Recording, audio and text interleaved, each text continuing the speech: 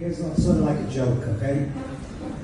So tonight, I suppose you can call me the opening act for our real honorees, Rabbi Yitzchak and Mariam Gettinger. As I think probably most of this young crowd, I don't know, they don't know me, but I think most of you, young crowd, have probably been to rock and roll concerts, I think. Let's say, for example, I don't know, Taylor Swift, what's his name? Name somebody. Okay, I'm sure you've been. And Billy Joel, okay? I'm sure you've been to Billy Joel. And opening acts for these stars are supposed to perform they're warm-up acts, so they're not supposed to perform very long, maybe 30 minutes or something like that. Okay, so I'm going to tell you now, there was once an occasion in 1969 that I went to a Rolling Stones concert at Madison Square Garden, and the opening act was Tina Turner. Okay, some of you know who she is. Okay. So anyway, she was so good that the audience kept her on stage playing encore after encore, long past when her set was supposed to end. Okay, well, I fully understand the greatness of this rabbi and his Recipient, talking about Yitzchak and Mariam. I do want to say that if you like what you hear, I'm willing to play an encore or two. Who knows, this could be my big break. Anyway, I'll go on. In all seriousness, I want to thank the dinner committee, Rabbi Gettinger himself, and the board for giving me the opportunity to share with you what it meant to me to have a connection with Rabbi Emanuel Gettinger Zatzal. First of all, I'm so glad that his children are here, all three of his children, Sarah, Yisrael, and Rachel Moshe. I'm so glad that the family is here. Okay. The Mishnah says, Aseh lecha rav, which means make for yourself a rabbi. But it doesn't mean make just anybody a rabbi. It needs to be someone you connect with someone who sparks something dormant inside you.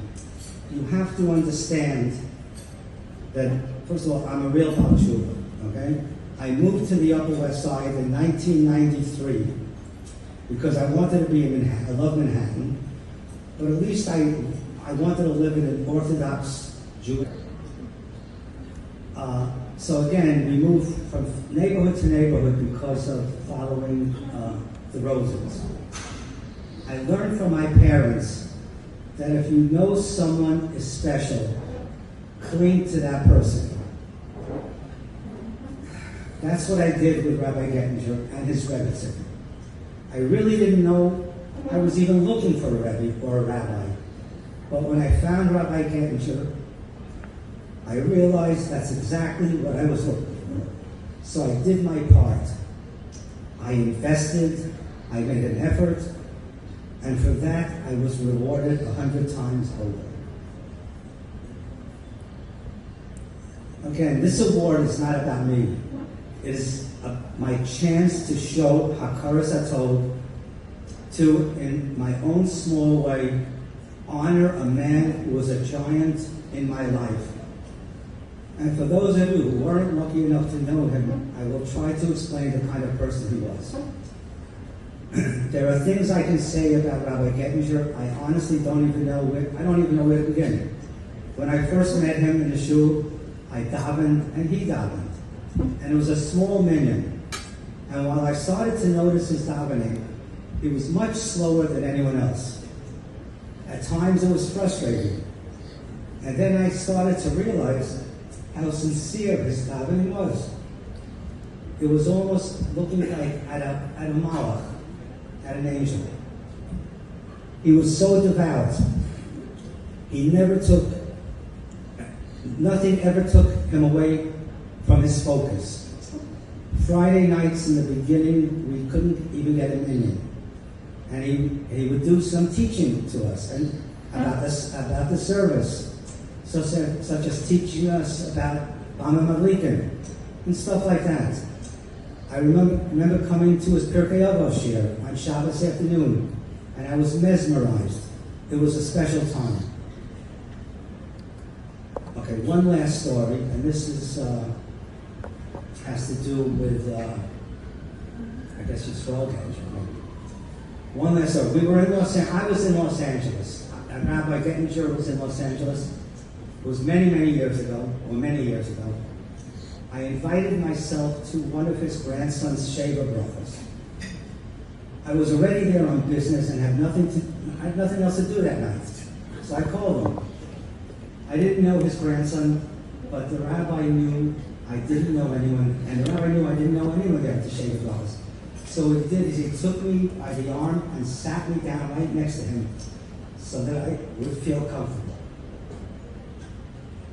Rabbi Gettinger was without a doubt a great man. But I can tell you from a personal experience, he was also a good one. I sought his comfort when I lost my parents, sought his advice when I made major life decisions, and his company when I wanted to feel closer to Hashem. Just to show you how this was all meant to be. When I was growing up, Rabbi Rosen, and Yisrael Genja can help me with this if I'm wrong, was the president of a tzedakah called Ezra's Torah. I think most of you may have heard of this Ezra's Torah because they are the ones who distribute one of the most used lulaks in the world. And wouldn't you know, such a small world that it is, that Rabbi Gettinger was the president of Ezra's Torah when I moved here. It was obviously Basher that he would become my Rebbe. Okay, now it's time for the present. Once again, many, many years later, I was the president of the shul again and looking for a rabbi. This is probably about 8 years ago. And again, Ricky Goldfarb to the rescue. He suggested that I look at Rabbi Gettinger's grandson, Yitzhak Gettinger. I didn't really know him even, although I went to his wedding. At that time, he was learning at the bris in Israel. And I thought this was the craziest, stupidest idea in the world. I was sitting in a now defunct pizza shop with my friend Felix Solomon, and I told him about Ricky's suggestion. We thought for a moment, and we said, what the heck? Let's call his father in Indianapolis. So we did. I called his father in Indianapolis, and I asked him, do you think your son would be interested in becoming a pulpit rabbi? He said to me, here's his phone number, give him a call. The rest is history. You see it all here. We now have a continuation of Rabbi Gettinger's Zatzal in our Young Israel. I can go back to now what I was saying. I sure hope he doesn't move from neighborhood to neighborhood like Rabbi Rosen did, unless maybe his heritage is strong. I just don't want to go to another American city, maybe Miami. So now I'm telling you, I don't know if you are all satisfied. Oh, okay. So I'm telling you, I don't know if you are all satisfied with your Yiddishkeit or not, or if you're looking for something or not. But my advice is, quote unquote, get yourself a rabbi. I also want to give a bracha to all of you in attendance that if you don't have a rabbi in your life, find one and hold on to him. Don't let him go. Cling to him. I also want to thank everyone for being here, whether for my sake or to honor the Rav and his Rebbe. I especially thank my Eishes Chayil for making the schlep to come here to support me. Thank you. I'm not finished. Lastly, soon, another minute. Lastly, I don't know what goes on behind the scenes at the shul, because I'm not there that often, between Los Angeles, West Hampton. New York City, but I can tell you what I see with my own eyes out in front. And the shul owes a debt of gratitude to many people who have kept it going and continue to improve it day to day. So I want to say thank you to Eddie Lowenthal, Yankee Eisenstein, and Chuck Radinsky, and all those who I don't see that have given their time and effort and money to make the Young Israel what it is today. We now have the most thriving shul in what I believe is the country. Maybe not, but I like to say it that way anyway. Well, I guess that's it for me. But if you'd like me to keep going, just raise your lighter. Anybody? No. Okay. Anyway, thank you very much.